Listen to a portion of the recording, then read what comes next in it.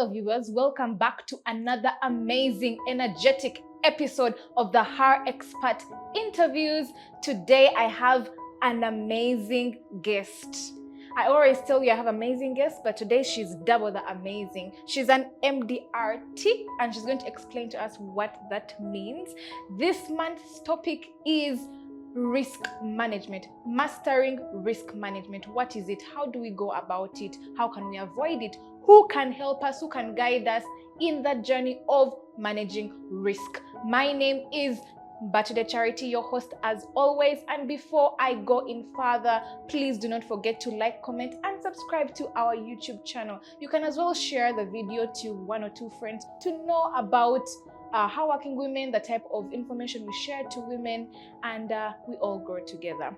Yes, Dean, I'm going to give you the honors of introducing yourself and telling the viewers who you are, what you do, how can you help them manage their risk. Hello, my name is Dean Abidha. I'm a 3-time MDRT associate and a 5-time Diamond Associate member. I run an agency franchise business of over 300 risk advisors. And what I do in a nutshell is provide financial protection to individuals, businesses, and families. Amazing. What does MDRT, what is it in full? Because I hinted on it in the beginning, and now we need to know, what does MRT stand for? Can we be part of that? Is it a religious sect? What is it? Is it a rich people group only? We need to know. MDRT, the acronym MDRT stands for the $1 Million Roundtable Associate.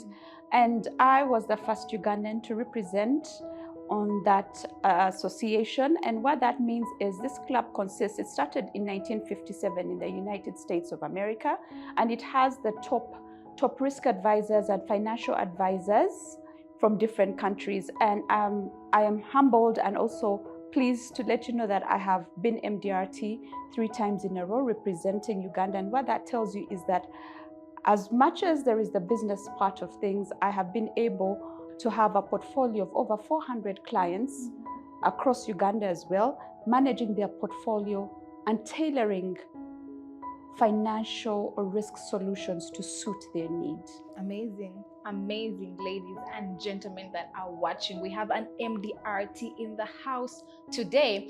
My very first question to you, Dean, would be, what are the top financial risks that modern businesses have to contend with in this day and age? Maybe you can just give us 2. Risk lingers around us, and Warren Buffett says risk comes from not knowing what to do. And that statement in itself states that we need to have an understanding on how to manage risk. Yes, we understand that risk is around us. Now that we know it is around us, how do we equip ourselves with the knowledge in order to assess it, identify it, and to mitigate it? So it is very pertinent that we understand what is risk. Risk is anything that can cause loss or harm to either an individual, to a system, or to a business.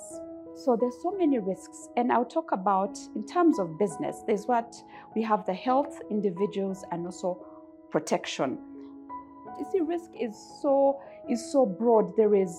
We have fidelity, we have supply chain risks, we have geopolitical risks that have occurred. And then there is one element, we tend to talk about financial risk, but there is an element that you cannot downplay, and that is called the human capital risk. And in businesses, a business is not run, as much as, yes, we have AI, a business is not run just by, yes, there are systems, but it is run by people. And it is very pertinent that we take care of those people. So it's very pertinent that businesses have certain buffers and have certain risk mitigation strategies in place. Definitely. Now that you've talked about the fact that businesses should have various buffers or risk mitigation strategies in place to curb any risk that might occur in their businesses, what are some of those risk mitigation strategies that businesses should put in place, key that they should think of, number one, once they are operating their businesses? So we have an acronym that stands for ART, which is ART, which is avoidance. What do I mean by avoidance? Now that we have assessed the risk, we know that in this room we need cables, but because of fluctuation of power, we need to have either maybe standby generators and things like that. So how do we avoid this? In case theft, we need to have cameras in our workplaces, for example. If you have a hotel and you have a kitchen or you have a restaurant, you ought to have fire extinguishers to mitigate that risk.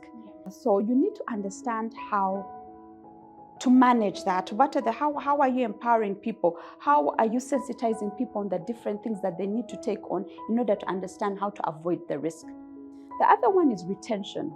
Now that the risk has occurred, it is accepting and acknowledging internally. How can we retain that risk? We need to understand and have compliance and security measures in place to know if we're retaining this risk internally. Have we created a contingency plan?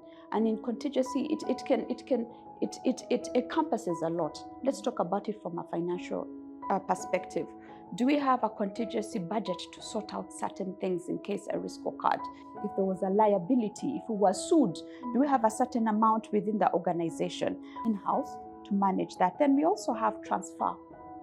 Transfer means the ability, you have quantified it. Now that we have understood this is the risk, we have quantified it, how do we transfer it? Every company, every organization, or even just you as a person need to transfer the risk. The rich are rich because they transfer risk. The businesses, even when you look at the financial space and the money market space, when you look at organizations that have scaled to a certain percentage, are quite big out there and have been existent for so many years, they have those buffers of transferring risk to another entity. And the entity that will take on that risk is usually an insurance company. But of course, you have to pay a premium in exchange to cater for that risk. As we conclude on that, thank you so much for elaborating on those different strategies that we or other people that are in business can take on to mitigate some of the risks that might occur in their various businesses. Now, could you provide us a real life example of how effective risk management maybe helped a company to minimize risk? Let's make this practical. When we talk about real life examples, I will talk about, let's go back to history. You see, when you talk about risk management, it is the ability to transfer risk from one entity to another in exchange of a premium. Now, I'll give an example of Prudential, because I'm aligned with Prudential when it comes to wealth management. In 1912, I will talk about historical events because I cannot talk about singular or individuals because of confidentiality. Yes, you have to protect that. So I will just talk about the historics. In 1912, we had the Titanic, the sinking of the Titanic ship in 1912, April the 14th. And Prudential was able to pay £14,260. We were able to pay over 300 claims or lives who were on that ship. Secondly, let's speak about the World War. When you look at the World War, that is, you would put that, usually you realize that when there is political instability, the risk can be very big. Now let us keep it local. We've been in Uganda for 8 years, and remember there was the issue of COVID. We call it the black swan. During COVID, we were the only insurance company. Remember, you quantify a risk, you assess a risk, and you quantify it. No one ever thought COVID. Who ever thought about COVID? No, we didn't even know how to quantify it, but Prudential took a stand and paid out to all the affected members who were in hospital were paid. Thank you so much, Dean, for that elaborate explanation of telling us how Prudential has shown up and shown out to its clients. Because wow, paying out billions of shillings to people during COVID, That really is something. That really is something. And this brings me to our last question. What are some of the innovative strategies that are transforming the way companies manage their financial risks? I just want to mention two innovative strategies. Okay, it's a bit technical, but I'll keep it simple. There is what we call the risk management matrix. There is both the traditional and then there is the technological part of it. So understand the risk. You need to get people in the space, the risk assessors, who will give you a detailed report on the exposure of risks. Understand them, quantify them, and find strategies to mitigate them. You seem to talk about the human capital in risk management. What does that mean? You see, when we're talking about risk in business, we seem to be talking about the financial part, the financial aspect. But there is one important element, the business owner, the human capital.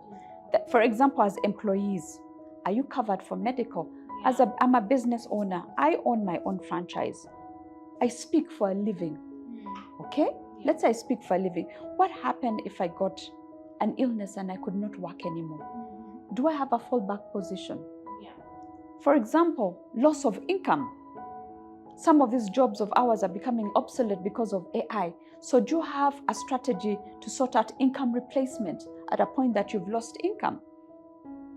Critical illness and total permanent disability. Most Ugandan businesses do not get to their third or fourth year. Why? Because the business owner is the business in itself. And it is very important that you protect this human capital, this key person in the business.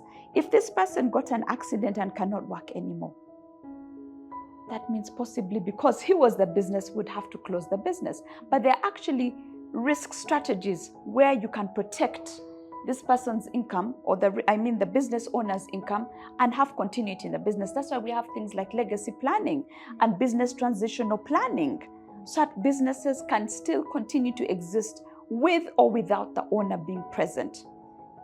So there is so many ways of mitigating risk and curating plans and tailoring financial policies to mitigate that. Income protection, legacy planning, business transitional planning. We have what we call key man. The most important asset in a business is you, especially for young businesses. So with that said, I implore that most members who own businesses start thinking themselves as the most important asset in the business. Thank you so much, Dean, for explaining that to us. And I hope the viewers that have listened to her have, in Luganda, it's called Wesunyeko. And you're like, I have to start taking care of myself. I have to start asking myself, what is the plan B if this happens to me, if this happens to my business? And I'm sure before we close, Dean will share her personal contacts, right? In case you need any further information on how she can help you manage your risk, either personal or business, you can reach out to her, right, Dean? Yes, she'll be sharing her contacts. But for now, I'll want to thank everyone that has taken time to watch us, to learn from us. I hope you've noted one or two things, because this information is quite helpful as we manage our businesses, as we plan for our futures, because risk is not only in business, but it's life. It's part of life. We're always going to find risk anytime, anywhere, and it won't warn you.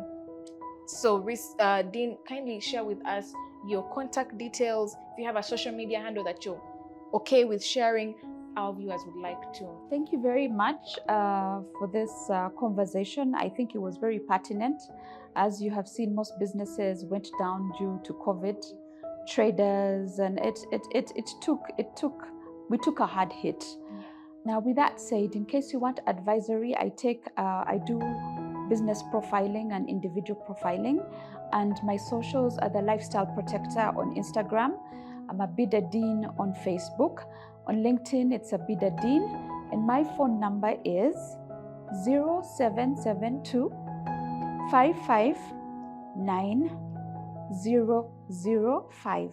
I'll say that again for clarity. My number is, it's also on WhatsApp, 0772 559 005.